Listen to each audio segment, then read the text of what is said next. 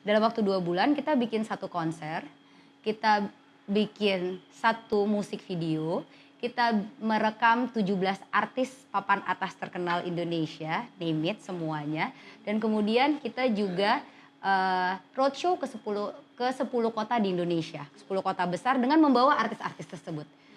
Selama 2,5 bulan, meeting start dari jam setengah 8 pagi dan selesai meeting itu sekitar jam setengah 12 malam.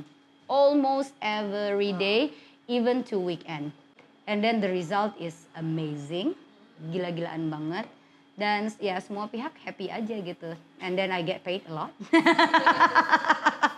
The company really profitable at the time, so yeah.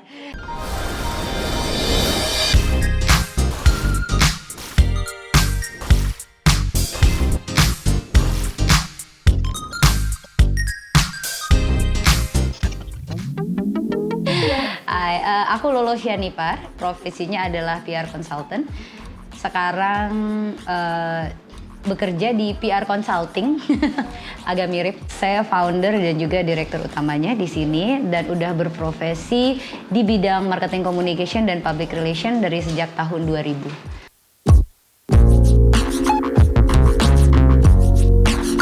Profesi PR consultant itu sebenarnya communicator ya. Satu orang yang membuat sebuah strategi komunikasi sehingga cerita dari brand atau dari korporasi ini diterima baik oleh publik. Sebenarnya kalau di PR consulting mungkin sama di agency PR lainnya, kita nge-cover dari yang paling besar campaign 1 tahun atau kita sebut biasanya retainer. Jadi kita bikin strategi komunikasi selama 1 tahun untuk brand tersebut. Itu mencakup banyak stakeholder mereka. Kita bukan cuma ngomong sekedar media, tapi kita ngomong relationship juga dengan influencers, key opinion leaders. Kita ngomong relationship juga dengan internal. Kita ngomong juga relationship mungkin dengan yaitu tadi public figure ya, yang untuk bisa cerita tentang brandnya.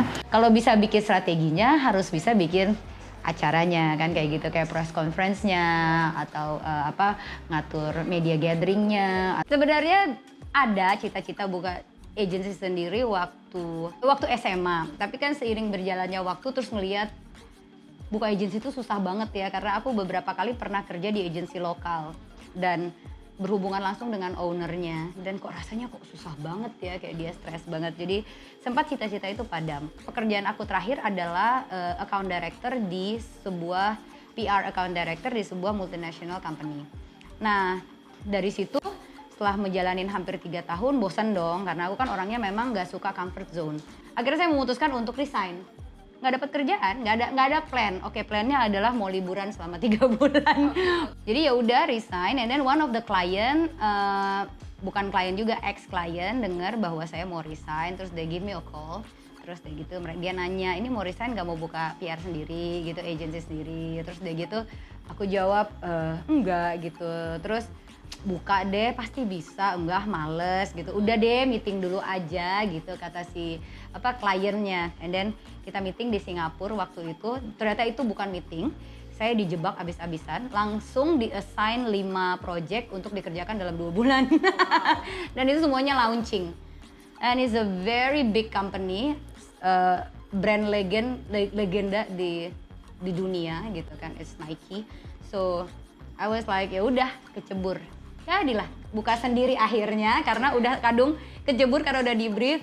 Dan karena saya kan dari dulu memang suka, pada dasarnya pribadinya suka apa yang disebut dengan tantangan. Oh, you challenge me, I will answer to that challenge. Sebenarnya keahlian PR ini tidak bisa di-build dalam satu stage of life ya, you know. Itu ada certain skill set yang memang harus dibangun. Mungkin di entry level kita harus punya attention to detail. Mungkin kita nggak bisa bikin strategi. Dari situ sebenarnya kita udah mulai build link dari skill itu. Attention to detail udah bagus, iya kan? Berarti kita udah bisa masuk ke level observasi, riset. Nah kalau PR itu nggak bisa ngomong strategi komunikasi datang dari ilham.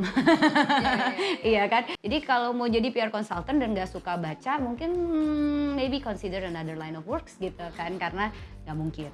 Dan kemudian diikuti dengan skill set seperti membuat proposals, kemudian presentations, which is sebenarnya itu public speaking. Terus kita juga, kalau kita ngomong proposal, kita ngomong skill set untuk bisa bikin kreatif proposal, bukan cuma proposal yang ada template, karena seperti di PR consulting, proposal tidak boleh sama sekali template, ya kan. Kerangka mungkin sama, tapi desain sama isi itu harus dari nol.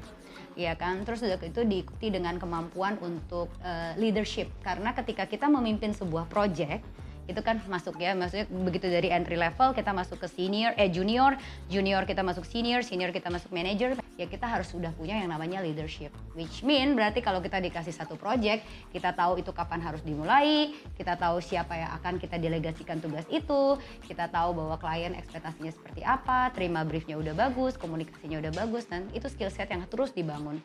Oke, tadi ngomongin leadership, mungkin boleh cerita nggak gaya leadershipnya Bu Lolo nih gimana sih? I'm a bitch. Oh, sorry.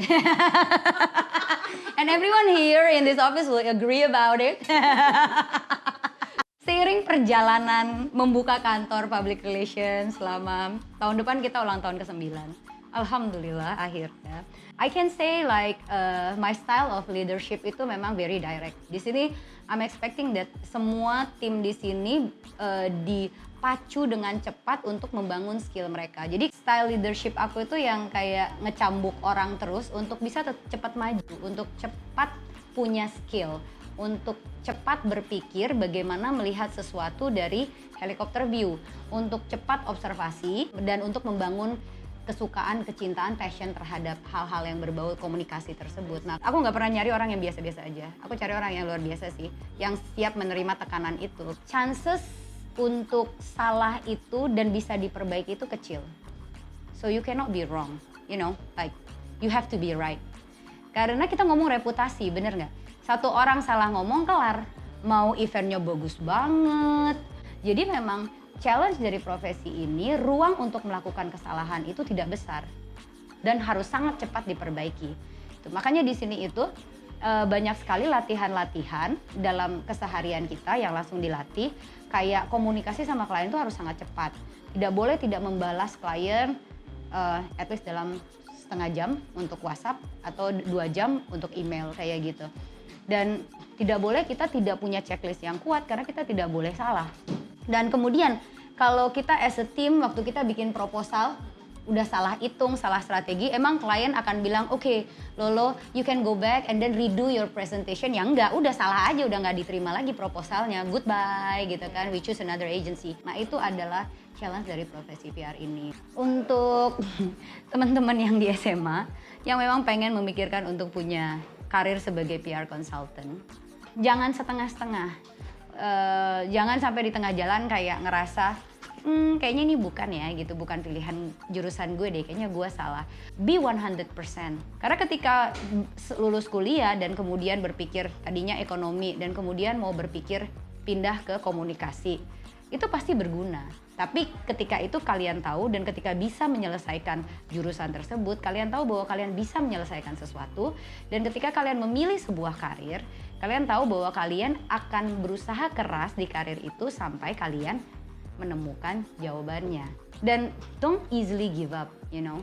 You give excuse to quit. You don't like this, you don't like that, your boss like this, your peers, teman-teman kolega seperti ini. Tapi intinya terjawab nggak? Do you find challenge, tantangan yang tepat dan benar untuk membangun skill set tertentu di karir ini? Ketika kita train mind kita untuk tidak give up, ketika kita train mind kita beyond excuses apapun itu, nggak cuma sekedar bahwa ya gue mau kerjaan yang jam 6 gue udah pulang karena jam 7 gue mau nongkrong sama teman-teman gue, ya kan? Tapi bahwa gue tahu bahwa gue harus nyelesain ini dan gue nyelesain ini harus lembur.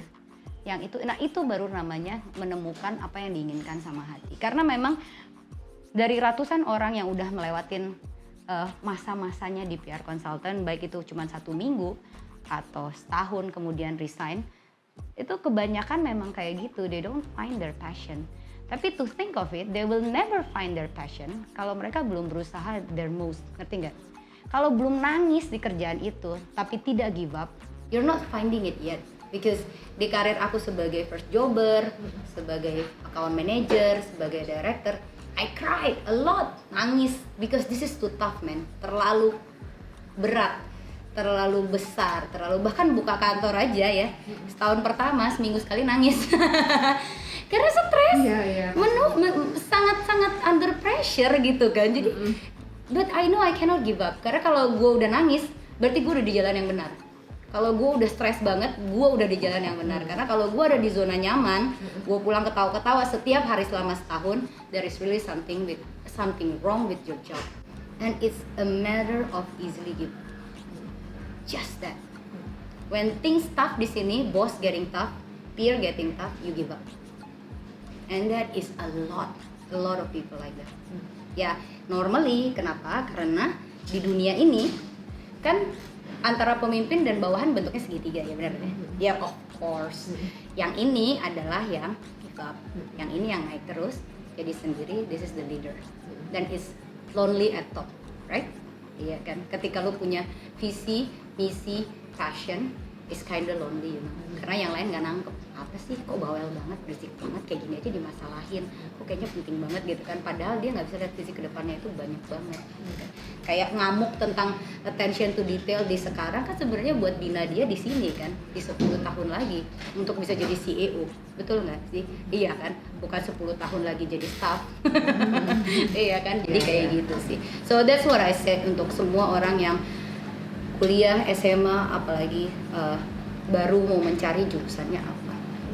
Find it, kulik sampai mati, kulik sampai lo nangis, sampai lo kayaknya mau give up, tapi kulik lagi sedikit lagi, and then you can figure it out.